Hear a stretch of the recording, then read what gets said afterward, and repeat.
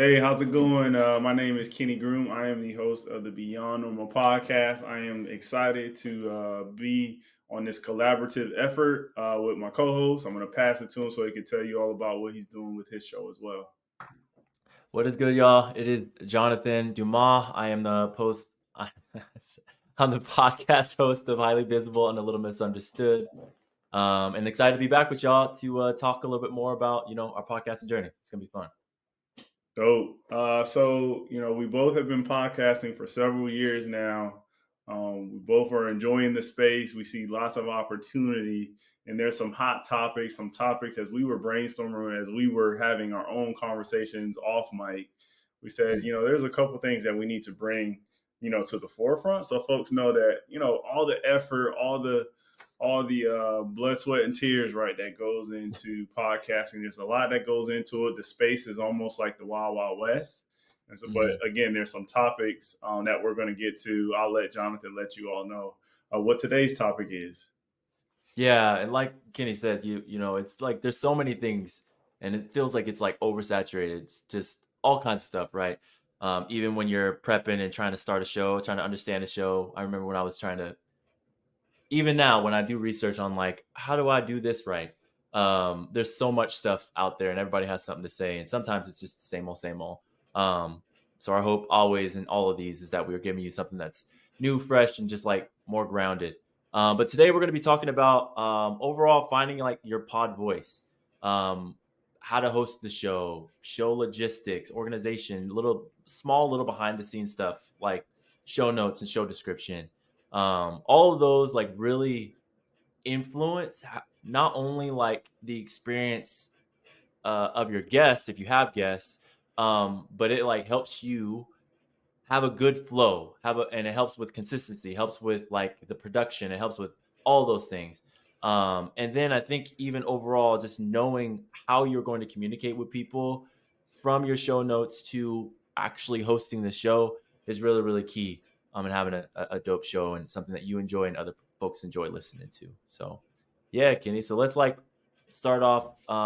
Let's start off there if you feel so inclined. Yeah, Um, definitely. yeah. I'll kick things off as you were talking, about, making the environment right for your guests, your listeners, right? It's like when I think about hosting your own platform, finding your pod voice, Hmm. like how do you tell your story in your own unique way?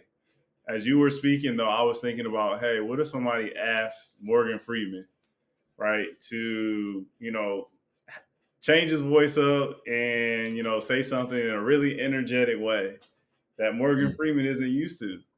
We would be like, why is Morgan Freeman like cosplaying as somebody else, right? Like Mm, mm, if your tone your delivery is your delivery, right? Your story is your own story. It's better for you to tell it in your own way. It makes it way mhm, more organic, right? And it makes it, um, just enjoyable for listeners to get unique perspectives. We're all searching for unique perspectives, right? But when it comes to hosting your own pod and your own platform, like figuring out your voice, right? You can go to some of the podcasts that we all know. You can go to like a Joe Rogan, you can go to like a Joe Button, you can go to some of these platforms, but you can probably imitate them in certain ways, but you're soon going to find out, I don't like doing it. I want to do it my own way. You got to figure out what your own voice is, right? And so I just thought of that off the top of my head in terms of like how people find their own voice, how you figure out how you're hosting your own platform. Maybe it's what would Morgan Freeman do? Is that what does that stick? Does that resonate a little bit, Jonathan? yeah, absolutely. I think that's such a really good point too. Is like it's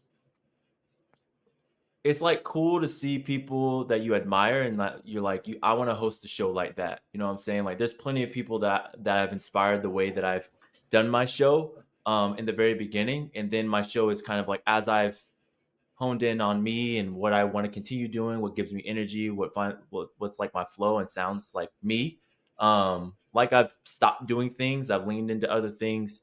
So you kind of like you can choose those people that you want to emulate and do. And it's so interesting too because there are people out there that are like they're a character. Like that's like if you see them walking down the street, they don't talk like that, they don't act like that, or whatever, Mhm. which is completely fine. That's like their vibe. But I think the shows that do well and like you get an audience that of listeners that truly vibe with you, that like believe in you, and also like you're developing a community in some sense, because that's how I view my listeners, is like when they get to know you and hear you. Um, and it can be a journey to find and discover that. And it could start with you emulating people that you admire, but then slowly shedding off and seeing who it is that you want to be. And I like that comparison of like Morgan Freeman. It'd be so weird to hear Morgan Freeman do like, I don't know, something completely out of character. Like if Morgan Freeman started acting like, Jim Carrey from Cable Guy or something like that, that'd be so weird. I'd be thrown off. Or Mm-hmm. a Yeah, like Jack Black. Yeah, it'd be so yeah, odd to it's just hear them weird. do that. Like there's certain things, and like I use Morgan Freeman because it's like his voice has so much brand equity, right? Like when you hear Yep. it, like you already know what's about to happen. You already know the delivery. A lot of times, all right, he's going to tell a story this way, and this is why, I paid good money Yep. to see this entertainment. These podcasts, they are entertainment, and I think a really important part that you touched on was around people want to see, like, they listen to your podcast episode and then they may go to your other platforms that you have, and they're gonna like kind of, almost like, check your credibility, right? Is this the Yep. person who I was just hearing? Does it make sense? Does the rest of their profile, when I see them on LinkedIn, I see them on X, I see them on Instagram, any of the other sites out there, does it flow? Is it organic? Is it something that seems like they're not playing a role? They don't have a mask on. I think Hmm. people really are trying to find those individuals that are willing to wear no mask, no matter the platform.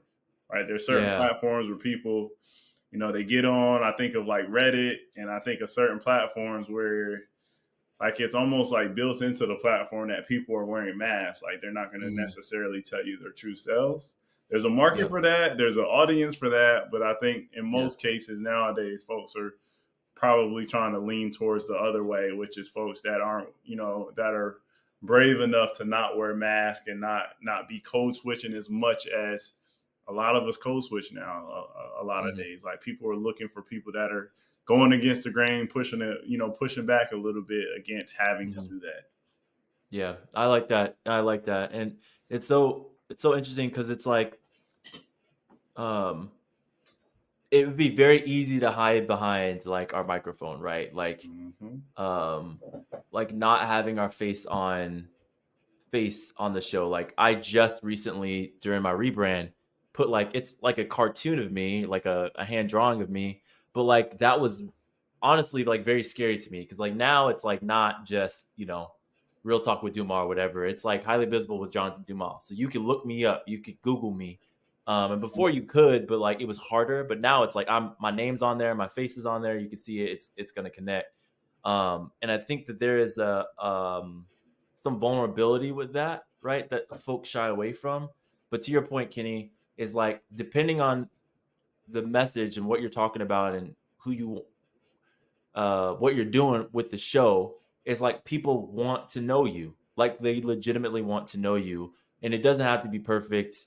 I feel like we've talked about that a few times on here. It doesn't have to be perfect, it doesn't have to be super shiny. I think as long as you're telling a story that's true to you, and not harmful and toxic in ways that tear down other people, I think uh truly people like really connect with that, like genuinely connect with that. Contrary to popular belief, contrary to what goes viral, all this stuff is like on the daily when you meet people face to face, like people don't like that. They don't like that. Mm-hmm. Mess only lasts such a for a short time.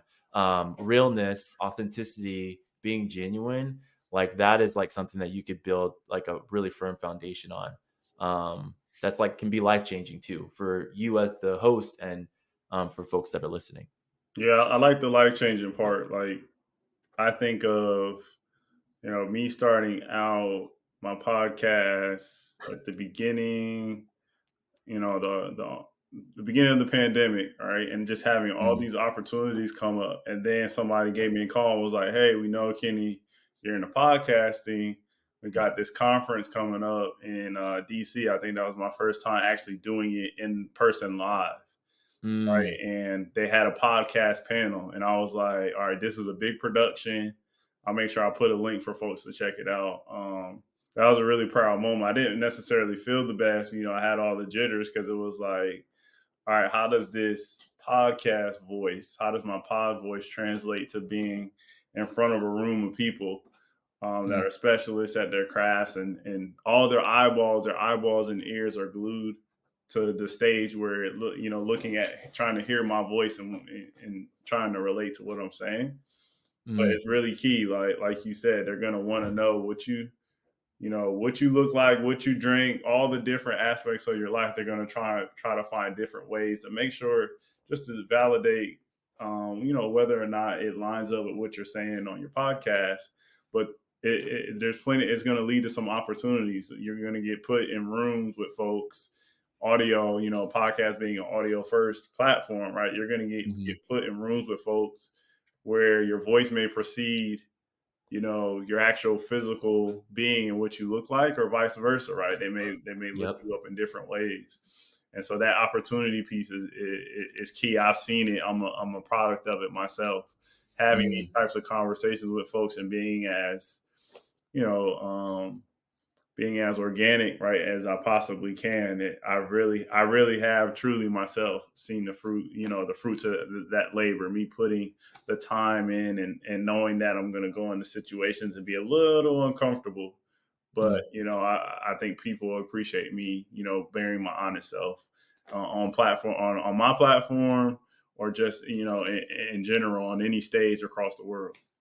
Yeah, that's such a cool moment too, and that even reminds me, like it's very true. Like when you are true to yourself, and folks hear that and relate to that, then like they're always going to think about you when an opportunity connects with like something that you said or people that you connected to. Like it's really cool to even hear people hit me up and tell me, and it's like some of my dearest friends, but they're actually like fans of the show, and they've legitimately reached out to the people that have come on the show, and like hearing those connections and stuff like that, and hearing like kind of like the behind the scenes stuff that probably happens with other people that you know listen to the show and connect with them, but like to know that one of my friends heard this episode, it related so much that they hit that person up, they had some like a virtual coffee time, and they talked for like 2 hours or something like that, and I'm like, that's amazing. That's like literally amazing. That's so dope that like one, you reach out to this person, but two is like you like had a cool connection with them, and were able to relate with them and talk about your stories and everything like that. And that's really really dope. You just legitimately just don't don't know of like the opportunities that you yourself are going to get, but the opportunities that you're creating for your audience too. So and listeners too. So it's really really really cool. Yeah, that's dope. Um, Like you yeah. touched on community, right? So Mm, yeah, that's the perfect example of people having conversations that spur. It's all spurred from some dialogue that they heard of yours. They see who else is on, checking out your platform, and then there's this really cool growth, and you're being organic. So then that gives people they can take a deep breath and say, all right, let me be organic on Jonathan's.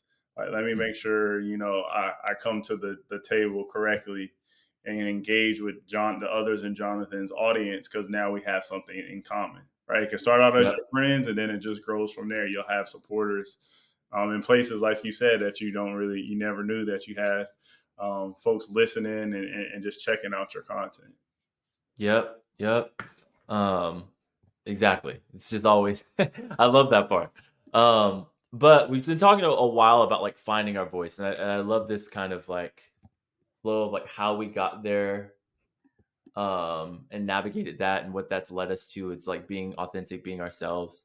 Um, I would love to like talk a little bit about too about how you know we found our voice, but like how does that like mesh up with or align with like hosting the show, or hosting your show? Because I know for me, you know, hosting a show and having a conversation are two different they're not the same thing. And if you do, the people that do it incredibly well, like host the show incredibly well, they make it they feels seamless. But it a lot of what they're doing is like really purposeful and intentional.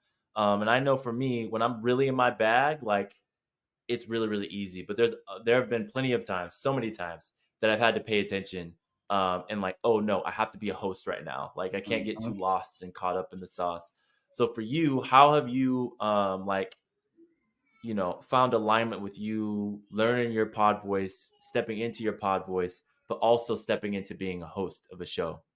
That's a great question. I think for me, it I had to learn specifically like my platform is like a stage for my guests. That's how I look at it. Mm. And so Hmm. it isn't necessarily about me talking majority of the time.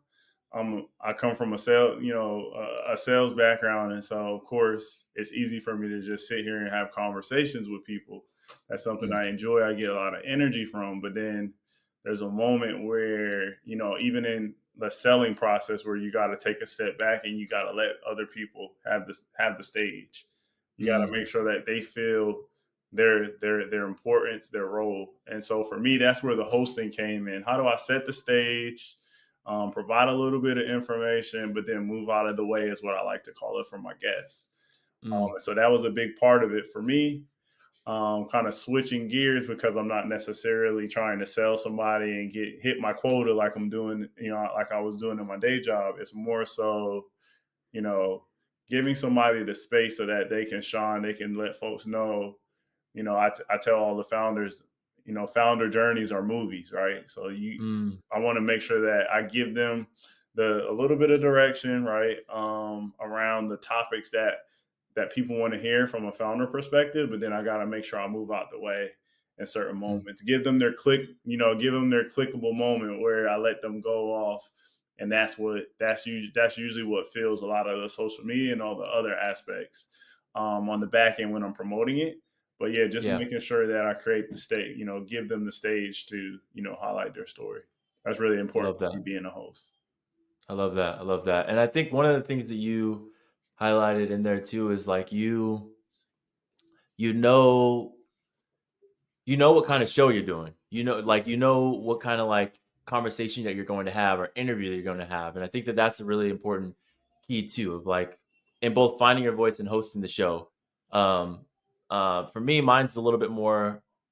It's a mesh between interview and conversation style, and so I have to be really in tune and like understand like and pay attention to what my guest is saying, but also I have to like input my find a way to insert myself in there too. And so it's not about like necessarily being rude, but also like really Mm, connect with what they're saying, but like mm. be give the space, but also like, know when to like cut in, interject. Like you're Yeah, literally having a conversation. You know what I'm saying? yeah, that's And I know, tough. That's the tough yeah, I skill. know, yeah, I know, because I'm Tough. thinking about myself. I'm like, I could be long winded sometimes, or I'll get on a soapbox or something like that. And those are the moments where, like Jonathan, you're hosting, right? Like you're Mm, hosting. This isn't about you. And I love what you said too, Kenny, about how it's so important that like you've invited somebody onto the show so that they can step on stage and platform who they are. And very similarly for me, when I invite somebody on my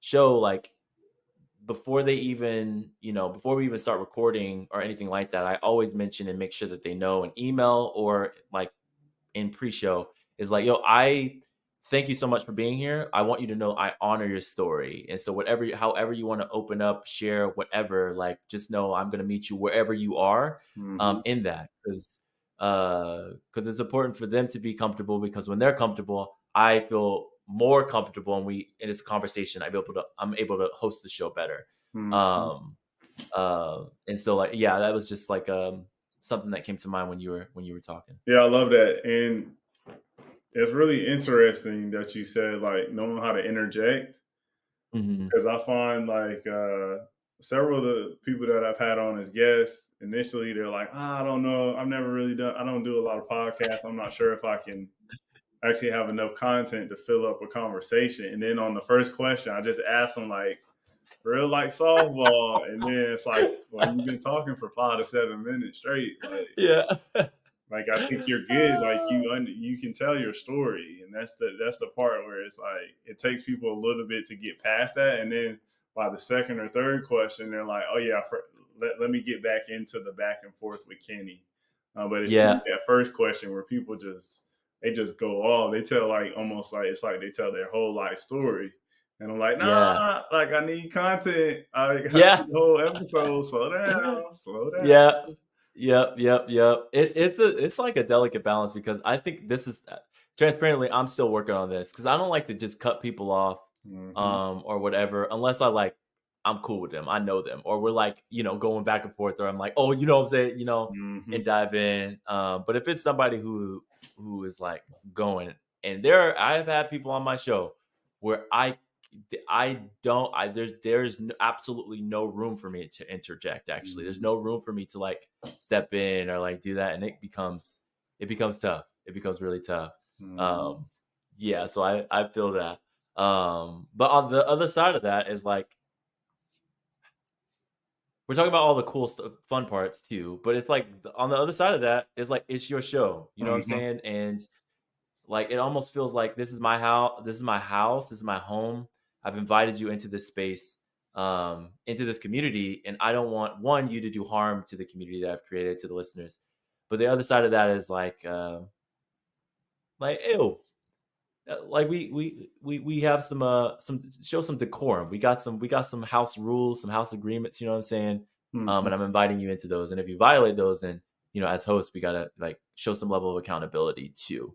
Um, You know Thankfully, what? I haven't had a situation like that, but just You mentioned always, like house rules. I don't know if I've ever had somebody like just blatantly disrespect the house rules of my pod. I haven't either. I haven't either, which is really interesting. I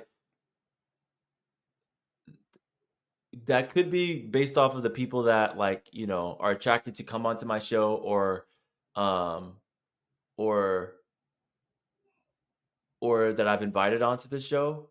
But I haven't had anybody that has been like super like disrespectful. You know what I'm Mm-hmm. saying? Like, yeah, like I've had people that it's been their first time on a podcast and they're figuring it out on the fly as you outlined earlier, but Yeah, that's I haven't okay. had anybody that was rude. Yeah. Yeah, that's okay. Yeah, Yeah, that's fine. I don't mind with that. just thinking about like the rules.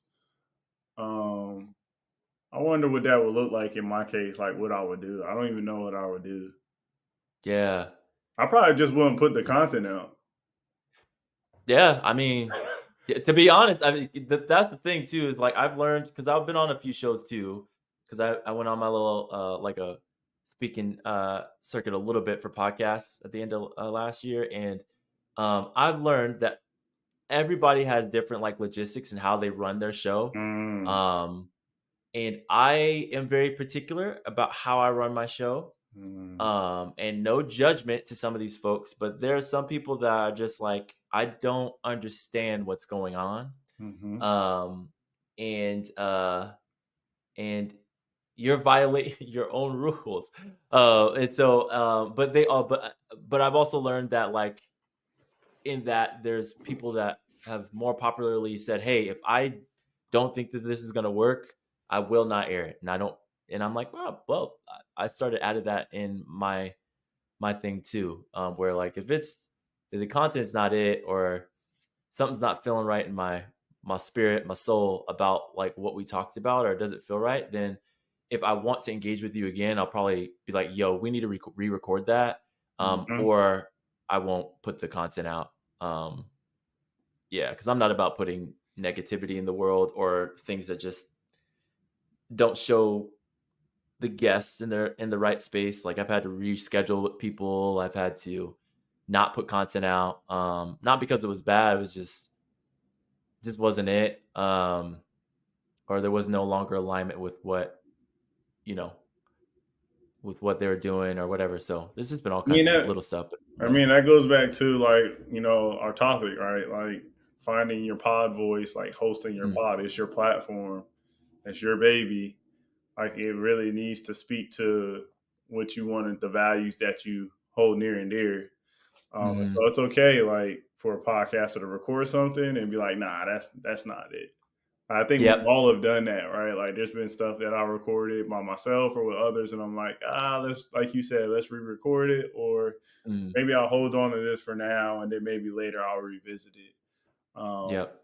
it's okay to record some content and kind of sit on it. Yep. I know there's probably some folks that don't necessarily agree with it. There's some folks, probably 2 years ago, I would have been one of the people I recorded. It's going out. It don't matter. Yeah. What I've learned, like, all right, let me see how this fits within the bigger picture that I'm trying to paint. And so Mm. I like that for you to say that, hey, there's been some content you re-recorded, or you just like, nah, I'm going to sit this to the side.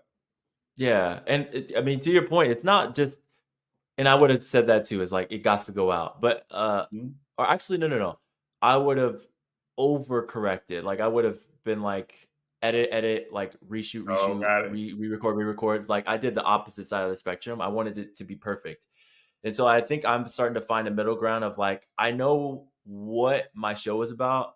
I know the listeners and community that I'm continuing to build. I know the voice that I'm trying to communicate, and it's not like these things were necessarily bad. It was just like I it's just not it's not it. The conversation didn't go how I wanted to. Neither one of us showed up in the best way. And so, Mhm. yeah, again, either re-record it or there's probably not going to be any alignment anymore. And I think that that's okay. It doesn't have to be a negative thing. Yeah. I think it's completely okay. And to your point, it's like exactly what you said. It's like you record something, maybe it's not good for this season and you go back to it and you're like that's perfect. Let's drop that.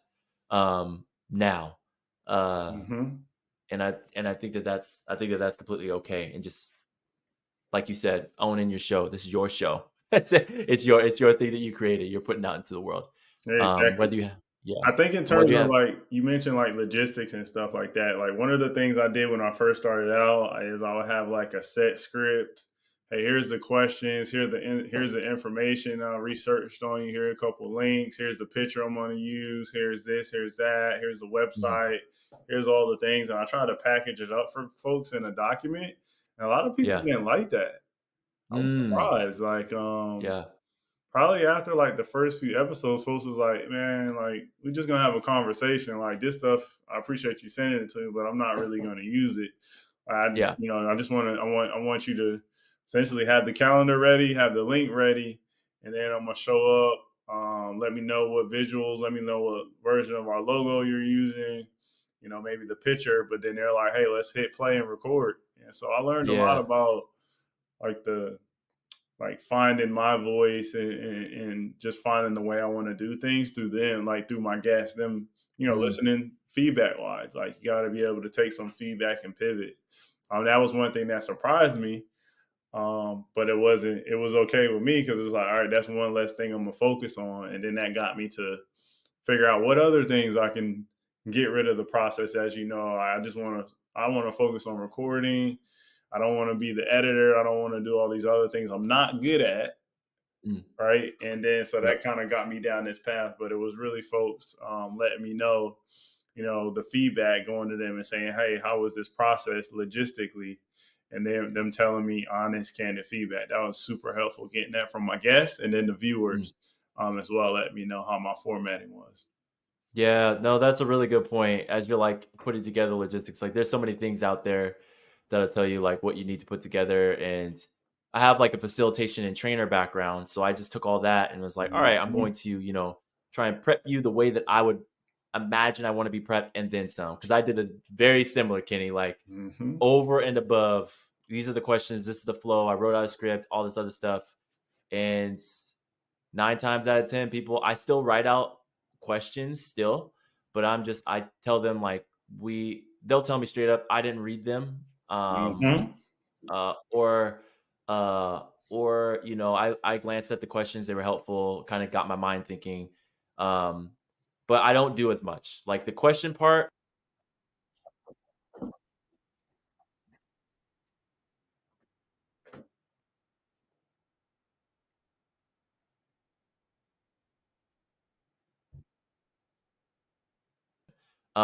so Um, so I still do that, but like logistically wise, hmm, I how does my show logistics go now? Like, I got a lot of like back end stuff that my friend helped me out with. Like, I got this program called Smart Suite to like send out emails. But logistically, my biggest thing is like as long as I ensure that the guest has the link, I send out a confirmation email that like I'll prep and pre-send, make sure that they have the show FAQs and stuff like that. That I've already pre-made. Everybody gets the Hmm. same thing, and then I develop like 5 or 6 questions um, that I'll ask everybody in that series because I do like a thematic or a series.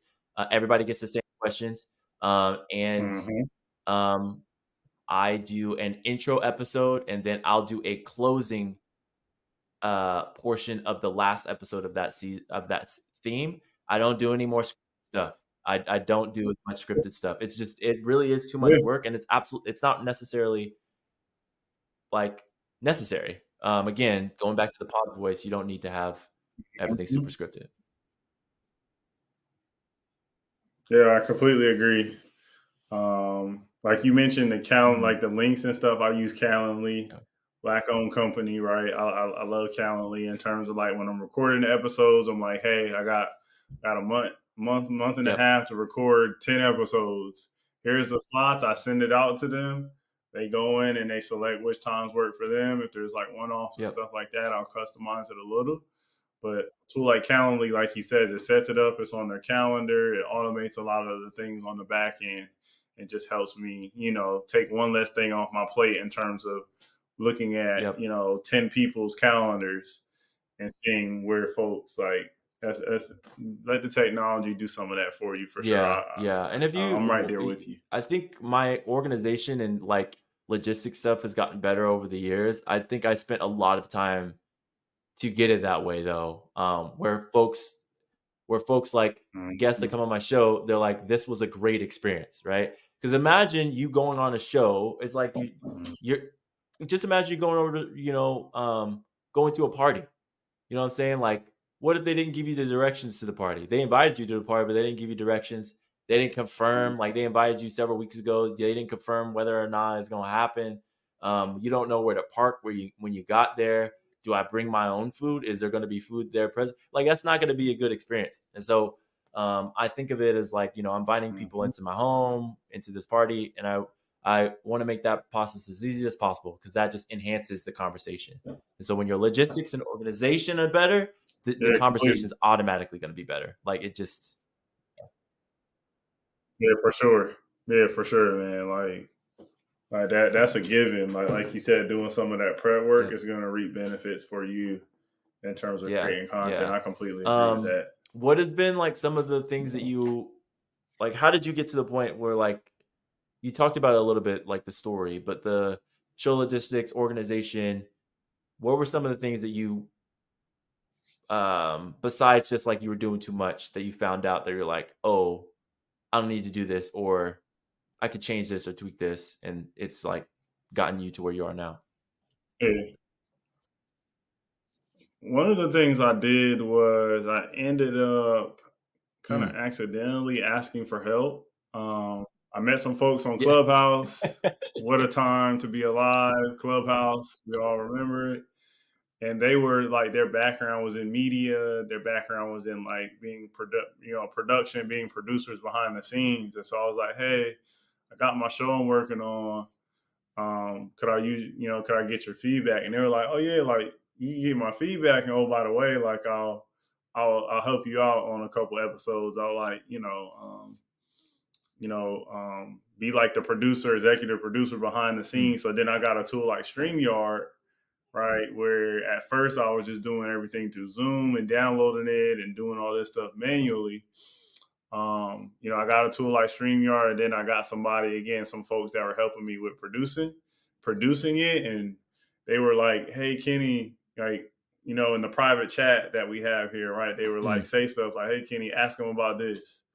Like, kind of, and that kind of trained me in certain ways. Like, Kenny, you're saying, you're relying on Mm, your crutch words, your likes, and your and stuff like that. And so that made me a little bit more mindful, being around people who had been doing it and been in media for a while, and I can kind of cherry mm, pick certain tips and tricks from them, and then that really helped me get to the point where I was comfortable enough in terms of running my show mostly by myself, having some folks that help me on the front end or on the back end when it comes to managing social media and stuff like that. And then I can focus on the part that I think I'm mm. best at, which is having the conversations.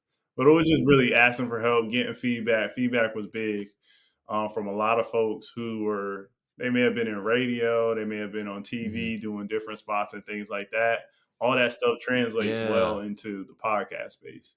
And so they were able to give me really candid feedback that I was able to Yeah, use and that's a apply really good right then point. and there. It's been sometimes I forget because my partner, my wife, she it's so funny. I used to say this in the show, Mm, and I gave her, product uh production credit or producer credit because like she's literally I'm editing a show out loud and she's like listening to it from our bedroom. And she's like, "Nope, re-record that. That ain't gonna work," or mm, something like that. It's just like little things like that that were just like huge. And I sometimes I forget about like that support that I was getting. mhm, Thankfully I have an intern now that like, will be on some of the recordings and like will capture some moments or whatever. Um, and just having like that gut check and feedback of like, how did that sound? How was that? What was the flow of that? Anything like that is like, it is a game mhm, changer. Cause you could, going back to your point about past guests, is like, you could think that you're providing everything that's going to help them and prep them, but they're, it's similar to what I experienced. Like folks were getting overwhelmed; they didn't even look at it, and so you're using all your energy and time on the wrong thing. So maybe even mhm. asking your guests, being upfront and just being like, "Yo, what would help you understand, or what would help you have the best conversation of your life? Like what would help? What would help you do that? Is it questions or whatever? And ask a few of your guests and see what that would be like. Because both me and Kenny did it the long way, and so you could just ask the people that you're going to have, like, what would help you have the Yep. best conversation of your life. Mhm, And you might set yourself up for how that's going mhm. to be moving forward.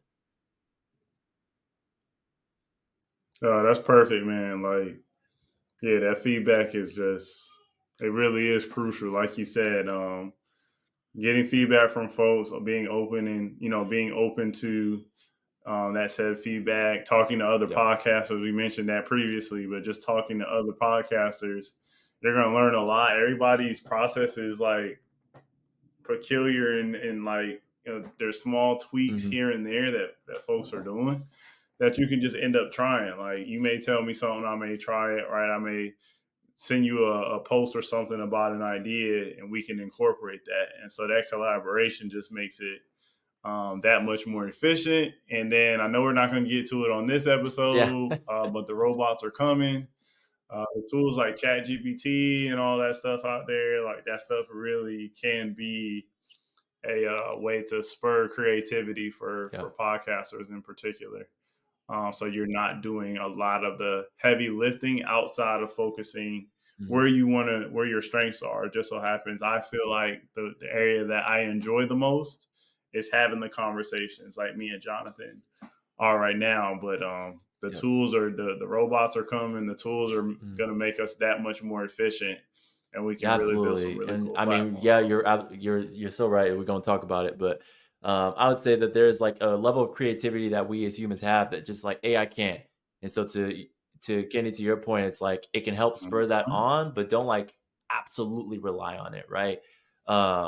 Now there is some tools out there that are just unbelievably like helpful, and it's just wild how innovative and better they are at finding some of the things. But there's just some things that you just, I would invite y'all to try on your own first before relying too heavily on like the AI stuff, because it really all that extra stuff, right? Logistical things, um, writing out, a little bit of a script if you need that or something like that. It's like super helpful. And then you could work and use AI in tandem with that Mhm. to help movement too. Yeah. Yeah, for sure. Yeah, I think like what you just said, like you Yes. gotta give the robot something. You gotta tell them what you want. Otherwise they'll just give you the generic, Yep. compilation of whatever's on Google, right? Essentially, whatever's on the web, they'll give you a summarized version of that. But if you want to make it your own, you really Mhm. got to tell it how to speak your language. Yeah. And so I'm not going to spend too much time on it, but we will definitely dive on that on another episode. I think we've given them Yeah. a lot to Yeah. chew on for this one. I would say, in terms of hosting your pod, finding your own voice. We can certainly on our next conversation dig into how we structure our show, how our shows look up on sites like Spotify, Apple Podcasts. There's other Yep. sites out there. YouTube, how stuff shows up on YouTube is like its own Yep. YouTube 101 university is its own thing. But this is just like a glimpse into how me and Jonathan both are tackling hosting and building out our own Mm. platforms. I appreciate you all joining us. I'll give it to Yeah. Jonathan Thank so y'all he so can much. close us out. Yeah, we just, again, to Kenny's point, just want to give something for y'all to chew on, something for y'all to like set yourselves up well as you start your podcasting journey or continue your podcasting journey. So we're gonna keep dropping these and sharing some of our experiences and knowledge, and yeah, ask all the questions, hit us up. We'd love to help you and support how we can. But till next time, y'all. Peace. Peace.